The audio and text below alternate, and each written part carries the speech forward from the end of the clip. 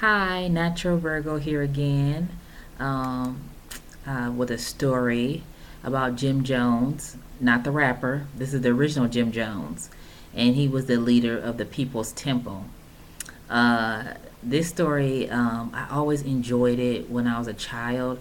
I think because of the human psychology aspect of it. Jim Jones, he, it's just amazing how as people we can blindly follow someone with no critical thinking critique of a person. You kind of saw that with Barack Obama. Black people never took him to task.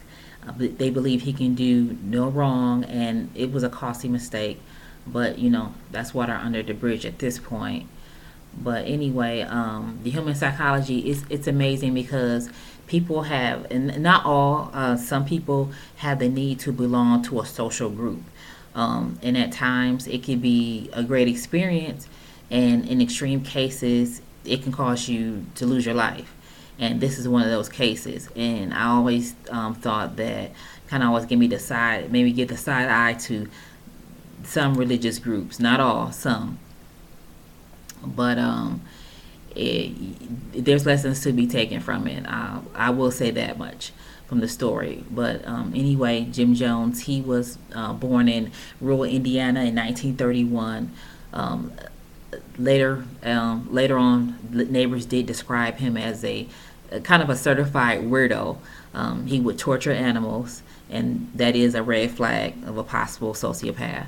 But anyway, he explored religion and death, but preaching always seemed to be his calling, and perhaps that may have fed his narcissistic ego. Who knows? But he would drape himself in a white sheet over his shoulders and pretend to give, a religious sermon. Uh, there's just a little twist about that because he wasn't acting as a vessel of God. He was actually pretending to be the devil. But anyway, as a teen, he continued to pursue his goal, and he enrolled as a student pastor at a Methodist church. But he was banned because early on, Jim Jones, he always taught racial integration. And at that time, that was against cultural norms. But he wanted to eventually start his own church, so he would work different odd jobs, and one of which was, you frequently see this about, he was selling live monkeys door to door. But by age 24, his hard work paid off, and he was able to found his own church. It was known as the People's Temple. He attracted a large number of black people because, like I said, he did preach the message of racial equality. And I know that made some black people feel real warm and fuzzy on the inside. But he also, during those early days, he did contribute good deeds to the community. He worked in soup kitchens, nursing homes, and he also was a skilled orator. So that, coupled with the work he did in the community, he was able to increase his church membership. Um, in 1965, though, he had a divine vision, so to speak. He he thought the Midwest would be targeted for a nuclear strike. So he persuaded about 100 of his members to move with him to Redwood Valley in California. Um, this is probably around close to about the 70s, but he was morphing into a cult leader at this point. He was asking for a greater commitment from his followers. He was urging them to give him all their money and worldly possessions, and spend the holidays with just temple members. Reducing their contact with their own family members.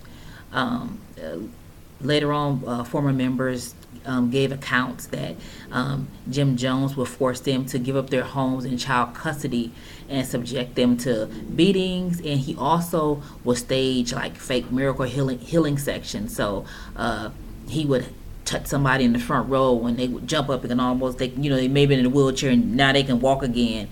Um, a lot of people who, I guess, took that at face value really, became, he was venerated. So, so to speak, venerated. So, um, uh, he but those childhood behaviors that he displayed early on, they were manifesting as well. And as he gained more power and influence, um, that came in alignment with those disturbing acts, and he was just it was just a perfect storm, so to speak, was brewing. He started to wear signature dark sunglasses, and he would travel with bodyguards. Uh, he also was heavy into drugs at that time as well, which caused increased paranoia on his part. Local journalists would start writing articles about him, criticizing him and his miracle healings, and also ex church members were also, you know, going to reporters and asking them to investigate him. So he was getting a great amount of scrutiny in Redwood Valley. So he decided that he would move to San Francisco. But he, you know, despite those rumors, he was able to still double his congregation size. Um, you know, despite everything that was going on, his drug use, the rumors, and you know, those various allegations against him.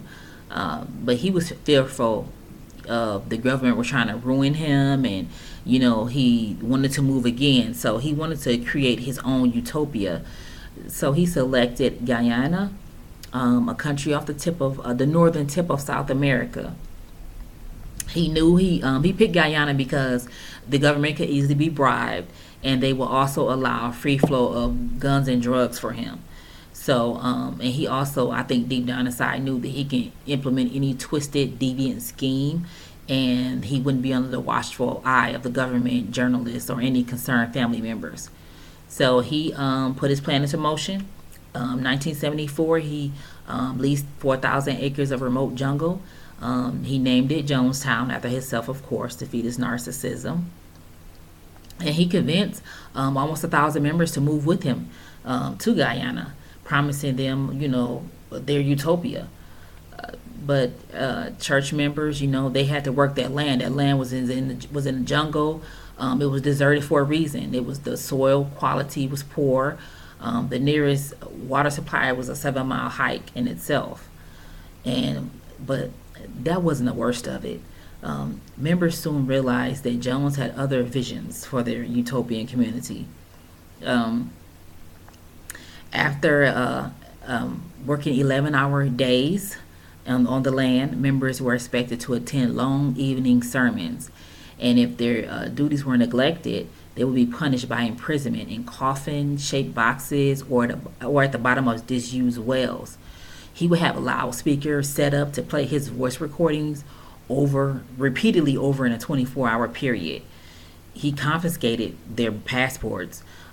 People were sick from, you know, just being in that environment, from tropical diseases. Also, he would have members sign contents where he would cover up, you know, the contents of these documents and have members sign them. And if members wanted to leave, he would pull out these documents and say, hey, you know, you give up your custodial rights. So he essentially were blackmailing members to stay. And also he would, to kind of quell any dissension among members, they were encouraged to inform on one another. They had all their letters and phone calls were censored. So he was in full psychosis mode at this point. He also had members like practice mock suicide drills in the middle of the night. He encouraged them to fight to settle disagreements, you know, at his amusement. He also was a sexual deviant. He was having sex with men and women, encouraging homosexuality as a benefit to them because it would be a great sacrifice. He often, some of the members said he would say, well, if I'm attracted to you and I approach you, receive me. So it kind of was like the utopia was really turned into a plantation at this point. People they were either being brainwashed or held against their will. It was just a lot of sick things were going on, and really they had no one to go to. They couldn't go to the government, but I would have to escape because I'm just not wired like that. That's just not me. But you know, some people I guess are susceptible to that type of activity. But hope was on the horizon. At the request of family members back in the States, there was a congressman named Leo Ryan who offered to travel to Guyana to investigate some of the allegations of people being held against their will. So when he first arrived, he was welcome. He heard nothing but praise. Uh, but by the end of the day, he started receiving secret messages that people really want to get out. So the next day, Congressman Ryan and some of those bold defectors were boarding a plane, and armed temple members sent by Jim Jones, of course, that's my conjecture, but I believe he sent them, and they shot everyone on the airstrip, and they murdered the congressman. He was the only congressman murdered in the line of duty in the United States history. So Jones, he knew that the end was coming to his utopia. So he gathered members together and explained that, the congressman had been killed and the U.S. government would seek revenge on the community, give them a bunch of lies and propaganda. So he encouraged everyone to finally put that mass suicide into effect, that practice drill they were doing. And he had this cyanide laced Kool-Aid, and some accounts and recordings that was captured at that time. Some people drank it voluntarily, and other people were forced. Like I said, they were armed temple members, always patrolling and guarding that area when they arrived in Guyana. So he would tell them, death is better than this life, and he, subsequently 900 people died. Jones, he didn't drink the Kool-Aid. He died from a self-inflicted gunshot wound. But it makes you think, like, how did it get that far? Like, how did it go from I'm just attending, church on a weekly basis to I'm all in another country, trying to make my utopia, and now he's, I'm at the will of this sadistic madman, and it's just, it just shows you how disturbing behavior in the beginning. You have to cannot let that go unchecked, because it's easily ratcheted up, where eventually you find yourself in a greater danger than you were if you would have asked questions and maybe done critical thinking in the beginning. So I think his message was just attractive at that time because of the social dynamic of the racism and war. It was kind of tearing at this country's fiber. And his message was like, the right thing at the right time. And people, believed in his promise and his charisma. And then, there will be a greater place where they can exist without, the racial abuse. And it ended very badly. I just want to go into like 4 techniques that he used to eventually, kill all these people. The first one is the foot in the door technique, and you can do research on these different techniques on your own, but it's the technique where you start out by asking people to carry out small acts of devotion and then slowly increasing their requirement. At first, when Jones, he first started, he was, he walked the walk. So people believed in him about his work believed in him and saw his work in the community, but eventually he was asking people, his members, to sign over child custody and giving him money and their houses. So it went from 0 to 60 real quick. Second is descent by distance, and that's kind of like when you reduce or eliminate contact with family and friends. So you have some religions that do that today. They want you to I know for the Jehovah's Witnesses, if you're not included with the Jehovah's Witnesses and you have family who's a non-Jehovah's Witnesses, they want you to minimize contact with them. I've even known people who were once a Jehovah's Witness and they decided to pull back or leave the congregation, that members of their own family will no longer even speak to them. Will treat them like a total stranger because they're not in that religion with them any longer, which is insane. And I think Scientology is the same way too. That's a whole nother story. But thirdly is initiation by humiliation, and that is painful and or humiliating rituals designed to increase group allegiance. You'll have that with the sororities and fraternity as well.